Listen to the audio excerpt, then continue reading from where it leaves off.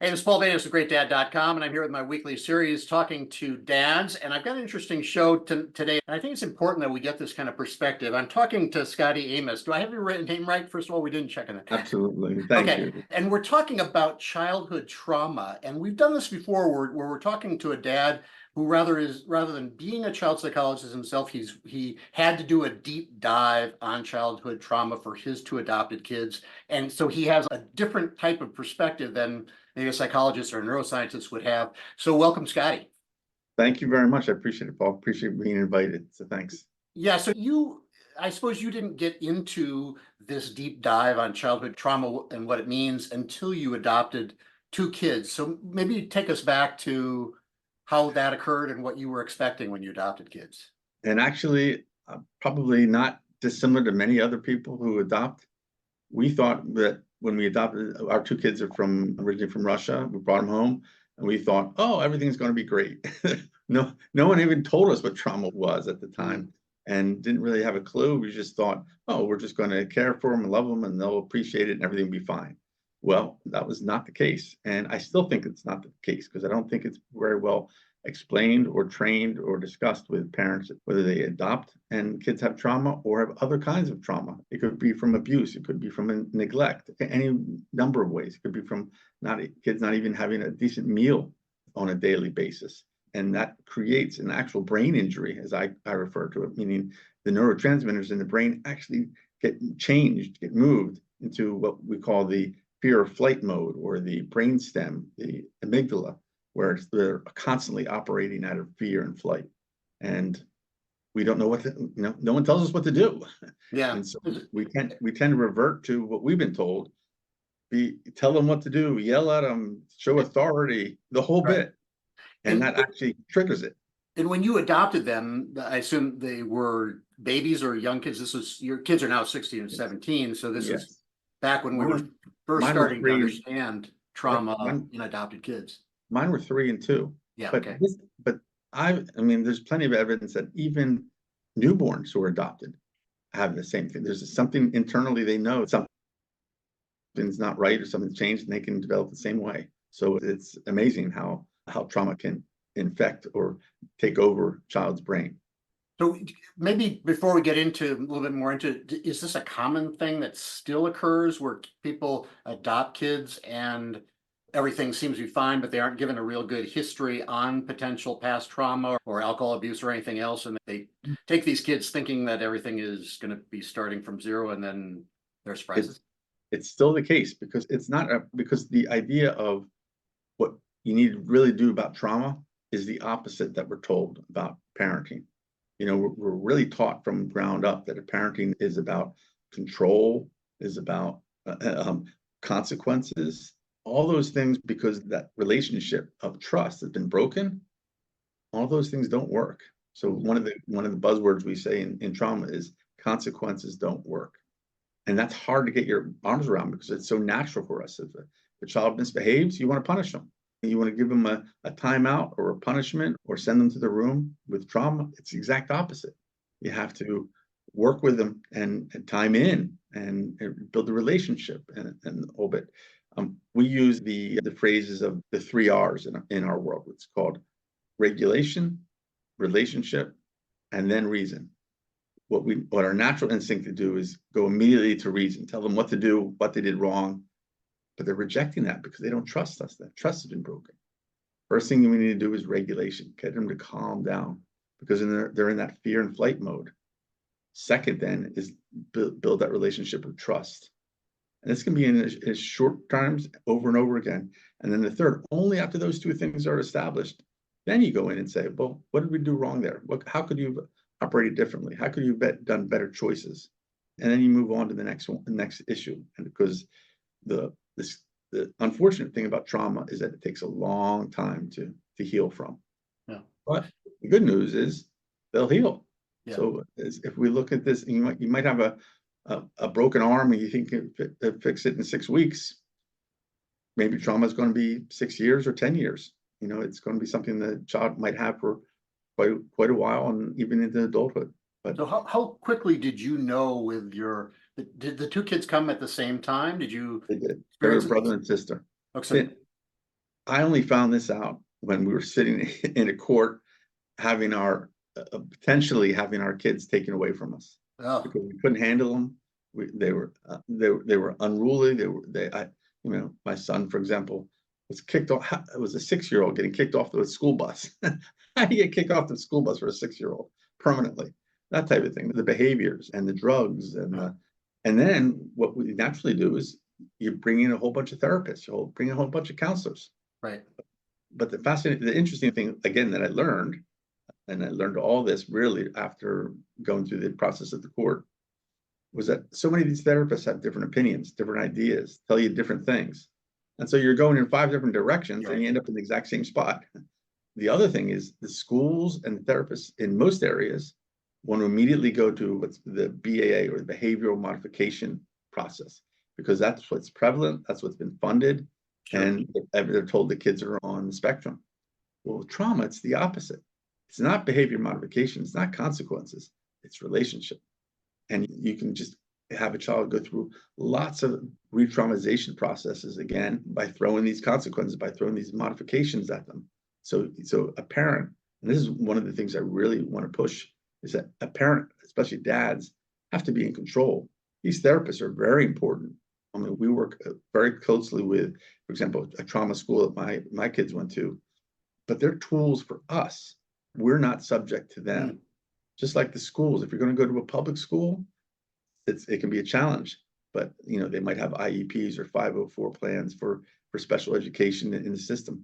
But these schools don't understand trauma either.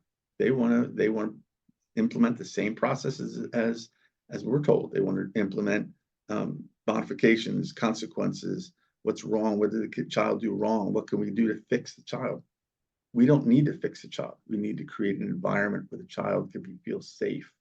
And if he feels safe in everything he does, he will heal and he will grow. So is this like a different class of therapists that somebody would search out for, who would be more trained in the effects of trauma versus discipline Absolutely. issues or Yes. ADHD or spectrum issues? And this is where I go in. For example, what we do is every time we go work with some sort of therapist, and there could be mobile therapists, it could be, and the parents out there know what we're talking about. The mobile therapists that wraparounds, there's different things that you go and get help from. But within that, when you're arranging it, you have to ask, are they specifically trauma trained? If they're not, I would suggest that they're not going to make much progress with the kids, because they're going to try to change their behavior through, again, this behavior modification process rather than through the relationships. Yeah. And it's the same thing with schools. I mentioned we happen to be lucky where we are in the Philadelphia area, that there's a private school specifically focused on trauma that works with all the public schools in the area so that they can be forwarded. And I'm part of the school now. I've joined the board of directors there and very much support. They have videos, tapes, all kinds of training for schools as well as for individuals. So anybody who's interested or whatnot, it's called the Lakeside School, lakeside.org. And we're based on a neuroscientist called Bruce Perry, who's one of the leading child trauma neuroscientists in the country or in the world. He just came out with a book a few years ago with Oprah, for example, and has a couple other famous books. But his therapy is brain-based as opposed to behavior-based. And that really is the key. But would it be obvious to somebody that it is a trauma issue versus a discipline or a spectrum issue? How would a parent, would most parents of adopted kids kind of start looking at this really from the get-go? Like, I've got a discipline problem, now I start doing trying to figure out which direction we're going in? That's the problem. When they're young, so many of their activities and their symptoms look the same. So you don't really know which one it is. Yeah, they're acting out. Yeah. And you don't know if it's them. You don't know what it is. And so you just naturally go to the first therapist that someone recommends. And usually it's one of these other therapists, but eventually things don't improve, or you can begin to put some things together in terms of, hey, have they had a specific traumatic experience in the past, whether it's through adoption and change, or whether it's through a difficult family situation or starvation or abuse, then you can begin to put the blocks together and say, maybe this is more than just acting out. Maybe there's something here. And then you can, I mean, they do have something called the ACE score and ACE exams, which is ACE is the acronym. People can look it up, and it's just basically 10 or 20 different events. And if the child scores in a certain area over those events, then there's a tendency to think that it might be a trauma engaged issue. The other thing is that there's so much trauma out there now. I mean, it's not a bad thing to check into anyway. And the idea behind trauma anyway is through relationships. That can't hurt, right? How common is that in adoptions? I mean, if somebody were considering an adoption right now, would they have to realize that 20% of adoptees are going to come with a trauma diagnosis? I have found, I mean, I don't have the science behind it, but I have found that it's much higher rate than that. Really? Now, every child experiences trauma in a different way and over different times. Two children can experience the exact same situation. One can have serious trauma, and one can have light or almost nothing. And it's just a matter of how that individual and that individual's brain handled the difficult situations, and did it rewire to the fight or flight mode, or didn't it? So it was really, it can be that varying. There's no guarantee that if this happened, then that will occur. Each child is an individual and has a different way of responding to the difficulties that they're under. And this may not be also just related to adoptees where you don't know the history of the first couple of years. I'm sure this happens in regular children who are ostensibly from happy families, and there are other types of trauma that can occur that maybe parents aren't even realizing is occurring. Is that possible? Absolutely. I mean, they've seen a lot of trauma in families of divorce, simple as that, and separation, or if one parent passes away, or or moves far enough away where the stability of the household has changed. It really that's why it's so prevalent.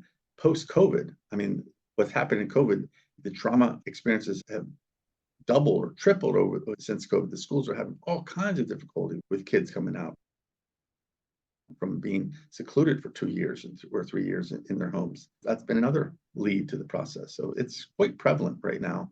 And I mean, the good and the bad is that trauma is one of those words now that is in. Everybody knows trauma, the word trauma. Right. They don't really know what it really is. They look at it as, oh, you created trauma on my life. But real trauma is when the brain has changed, and the child, specifically the child, is operating out of their amygdala and their fight or flight responses. And that's what we need, especially as dads, to work on. That's the key. It's not one behavior, one issue, one problem. It's, are we creating an environment that no matter what they do, where they go, that they're not getting re-traumatized? Because if they get re-traumatized, they're never going to improve, or they're going to improve very slowly, and they might take it into adulthood. The brain is very malleable when they're kids, and the brain will reconfigure itself and work itself through. But we as dads have to really focus on long term. What is the goal here? The goal isn't to be the best soccer player or the A student or whatever that, or the best violin player and make them practice 20 hours a week or whatever it is. The goal is, can we create an environment where they can really heal? One of the sayings that we use, and we took this from Jimmy Johnson, the famous football coach, way back, was, it's not how many great things you can do for your child, it's how many negative things you can eliminate. And we as dads know what that means. I'll just give a couple of short examples from my experience. We had to change, for example, scout troops, because one scout troop was not very trauma informed and was not interested in creating that safe environment for our kids. We changed churches. We chose sports specifically based on the coaches. Do they understand? Can they create that same relationship where the child feels safe and whole bit? And so that's what we have to do. We're in charge of those type of things. And same as in the family and the household. We don't want to put them in situations where they don't know how to respond. They don't feel safe. That can happen in any situation. It can happen in family parties. It can happen in holiday events. And maybe we just sit back and don't attend as many. Maybe if we don't put them in a situation where other other relatives are, demanding a certain amount of response or love based on, hey, did you get the gift? What do you think? I didn't get my letter. I didn't get my thank you. That's not the goal. The goal isn't all those safe things that we grew up with. The goal is to help them create that safe environment. And how do you respond then to people who would turn around and say, well, this sounds like just more coddling of kids and creating safe spaces and, never exposing them to any difficulty, and then they're never going to learn how to react in the real world. I mean, I get that argument. I personally think that kids need to be protected and create that safety and everything so that they can go out and fight with the world. But I'm sure a lot of people criticize the coddling idea. So I don't recommend like participation trophies, that type of thing. I think failing is part of growing, right? That's the goal. The child doesn't mind. Most kids don't mind failing if on a sports team or whatever, if they feel safe. I'm talking about what we're talking about in the trauma world is a safe environment, not hey, are we coddling? Our kids, because they've gone through that harrowing experience, of life, we need to just create that area where first you work on the safety. There's plenty of time for them to learn all the real life experiences of ups and downs and failures and wins and losses and things like that. So let's work on this first. And you solve that. I mean, I use the story like if you broke your arm, you wouldn't, if your child broke your arm, you wouldn't tell them to throw a ball the next day. You'd wait for the cast to fix the arm. That's all we're saying here. Let's fix the brain. Let's get them safe. Let's get them healthy. And then let's introduce them to the world and more opportunities. Yeah, and I'm interested in what you said about the fact that you don't know how any child is going to handle it. Some kids will go through trauma and then not have any effect. I mean, maybe it'd be valuable to have any kind of reassurance you can give that this is not the child's fault. It's not the makeup of the child that's deficient. There's not some, bad gene or anything. That this is kind of, I would guess it's kind of luck of the draw. How any person, some people live with horrible things happen and then they end up being kings of the universe, and others don't do that. But is there anything that you and in this case, take the parent off the hook or the kids off the hook? And there's no value statement, really. Yeah. Like, for example, I wouldn't make a value statement if a child broke his arm and saying, "Oh, man up," right? All right, you got bad calcium. Exactly. This is the first thing to do is not to look at this as, oh, it's some pseudoscience. This is real science. And if anybody has any questions, look up Bruce Perry and look at the science behind everything we're talking about. It's detailed. It's years and years of evidence and of proven brain-based therapy. So we're talking real hardcore science here, and we as parents, dads specifically, we're responsible for that, right? We're responsible for their healing. We don't have to have them grow up like we did. Our job is to let them grow up how they're supposed to grow up, and they'll experience the world and they'll find their own successes in life. But our job is while they're kids, especially while they're kids, is create that environment where they can succeed. Yeah, well, maybe let's talk a little bit about that whole idea of dad as a protector. Since we talked about a little bit about this before, about the all the things that are around toxic masculinity and everything. I think dads are really searching for what are those values, what are the things that men bring to parenthood that not that they're better or that women don't have them, but that men maybe are a little bit more wired to do naturally. And I love the protector role. It's one that I took very seriously, especially when it came to protecting my kids from all the stuff that was beyond their age grasp. Like I didn't expose them to violence on TV or scandalous or PG rated movies until they were more like 12 or 13, rather than some kids see stuff I don't think that they should be seeing at 7. And that's not because I'm a prude. It's just because I don't believe that kids need to they don't need to mature before their time. Their childhood is something that is really sacred, and the longer you can help them protect that until they are ready to grow up, I think the safer they are. So true. I mean, one of the things that we're seeing now with kids, especially tweens and young teens, is this whole, and it's nothing new, but this whole idea of TikTok and social media, and the kids spending hours and hours on that. And a lot of times the boys are into the video games and hours, and I mean, everybody loves a Madden, whatever year it is, football and the basket, right? But it's also a matter of how much. One of the things that is within trauma, for example, is kids find these video games and the social media a way of blocking out the negative forces of their life, so they'll just get highly involved in these things, but it's not helping them thrive, it's not helping them grow. They're just blocking real life so they can get into it. I mean, all kids do that to some extent, but our kids, the kids with any kind of trauma, really do it, and then they'll put way too many hours. We as parents, if we're not careful, we're thinking, oh, they're quiet, they're back in their room, everything is fine. But it's not. And that's, again, another area of what are they doing? What are they involved in? Our recipe for success and growth is not only safety, but it's also relationships. That's why it's called positive, safe relationships. So if they're sitting with their phone or their video games by themselves or with other kids shooting up and killing the whole bit the way it is now, they're not really developing relationships.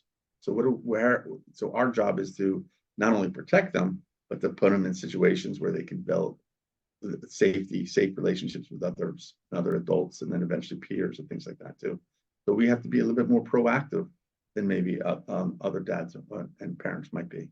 Yeah, so I suppose that translates into drugs and sex and all the other ways that people avoid real life. But what you're suggesting is that the parents, or specifically the dad here in this case, takes a more active role in creating those positive, supportive situations away from the video games, away from the other temptations, but not throwing them into hard and necessarily challenging situations that might be bad, but creating positive situations. What kind of things would that be? For example, some of the things we did, for example, with scouts, I specifically got to interview and get to know certain scout leaders, and maybe a Boy Scouts has a smaller group rather than a larger group, and he can spend a little bit more time individually with a scout, and so that our son had a chance to develop a relationship directly with him, and he felt safe with him and could rely on that person. That would be an example. Same thing within sports or within events. My daughter got involved in karate because she could get very close in terms of relationship with the sensei, and because that was a good area for her to thrive in, and because she felt safe, she was thrilled and excited to go to those things. So yeah, it's the 1-2 punch. It's activity, but is an environment where they can be safe, and that you personally, we get as parents, as dads, we're interviewing these people. Are they the right coach or the right instructor for our kids? Yeah. I also bring up a whole concept, especially because dads always have to battle this concept of authority versus authoritarianism, right? Authority is given by your child. They want you to instruct them. But authoritarianism is a power move. You will do what I say because I'm your father and you're going to do this. And all of a sudden, in trauma, that's going to get rejected. They're going to turn away. They're going to have a negative impact. So we as fathers have to establish that relationship where, once again, they want us to take authority over their lives to guide them through life. That's a tricky thing for us dads, because we have a tendency to want to say, this is the highway, and either eat it or get out. Eat all your vegetables or get out. That whole bit. We have to be a little bit more sensitive. I hate to use the word sensitive, but we have to be a little bit more certainly aware of, it's not any one incident. It's the long-term relationship that we're building with our kids. Yeah, it's a long-term relationship. It's also a relationship it's a long-term development of them as happy human beings. There are a lot of people who, I guess, they thank their parents later for creating that discipline and forcing them to do all kinds of things, but in the end, they hate the parents and they hate the thing that they were taught to do. Like Agassi with tennis, he hated tennis for all those years that he was the world champion. It's only been recently that he's actually said, I started to enjoy playing now that I don't have to do it to satisfy anybody else. Right. It's a hard role as a parent. I think we are more wired to want to have that strict authoritarianism, but to gain that respect and gain that self-confidence among your kids, you have to do it a different way. Yes, and in trauma, especially because that link, that connection has been broken, they're not just going to give you the authority because they don't know if they can trust you. They don't know who they can trust. They're in this Oh. world trying to figure this thing out on their own. And we have to let them know that it's okay. You know, we'll stand by them. It won't be a problem. That's why I say when they're doing something wrong, that's when we guide them instead of yell at them. That's when we help them make the right decisions. Maybe we do something with them as opposed to telling them what they did or didn't do right. And so we're guiding them. It's almost like a mentorship, a coaching process until that relationship is really strong and built. And then over time, you know, it can get a little bit more reestablished. Like, you know, here are the rules, and they're okay taking it. That's where we want to be. That's our goal. And You know, in your case, it sounds like patience does play a huge role in that. Was this, it took a course of many years to develop that trust and overcome the trauma? right. So we've been really implementing it full time since 2016. So that's been 8 years.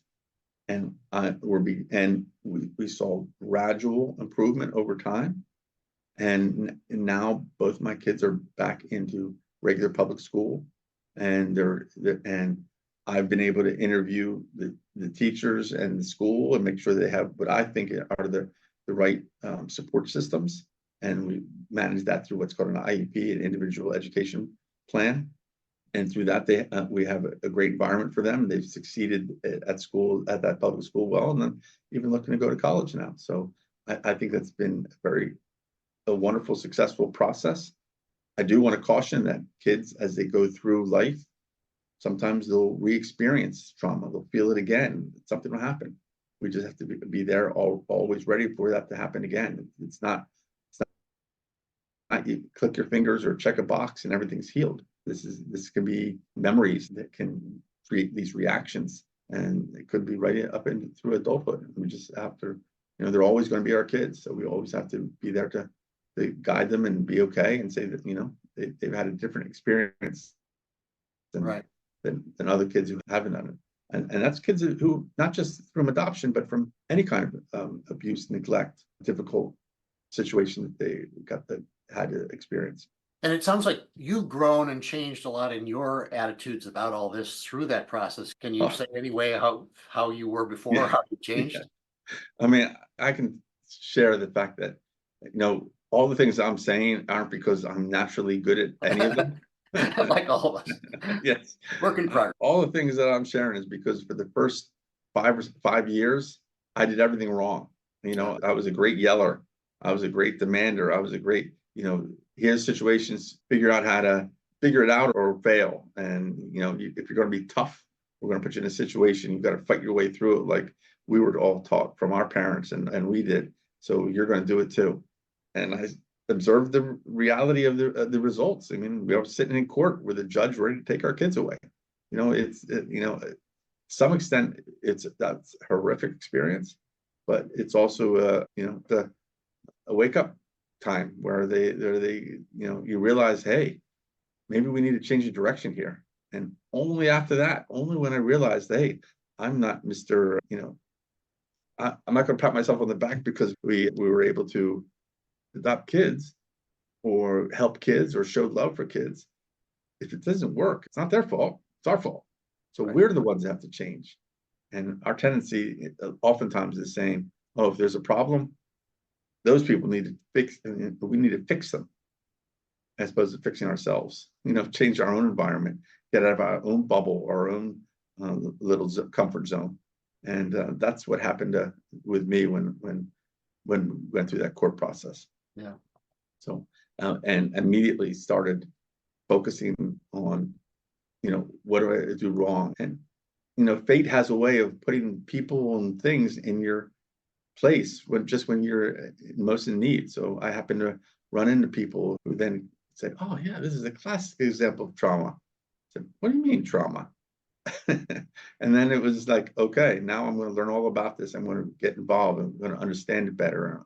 You know, I'm going to create that safety zones for my kids and whatnot. And the fact that we've able to find a school, some people do it through homeschool. Public schools are very tough for kids that are traumatic, have traumatic experience. But and parents, you know, there's examples and ideas out there, and they can check our site. We have lots of resources. And I encourage them to do as much work as they can to find what is the right environment for the kids for school too. Is that because they're spending 6, 7, 8 hours a day there, and they're coming back not healing. It's going to be tough at home too. Yeah. Well, Scotty, I really appreciate you taking this time. I've really found myself enlightened about a lot of this and how it relates to just general parenting in general.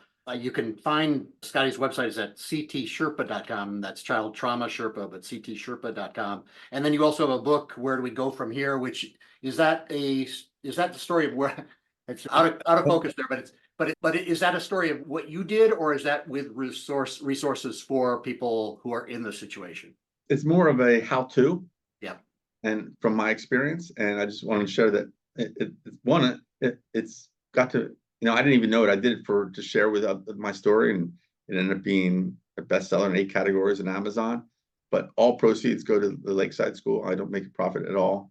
Just like there's no profit taken at all on the website either. So anything people want to sign up for or have questions for, or even reach out to a therapist that we have on staff, they're more than welcome to, and no charge, no cost at least for the first call and session, and understand if that's good for them.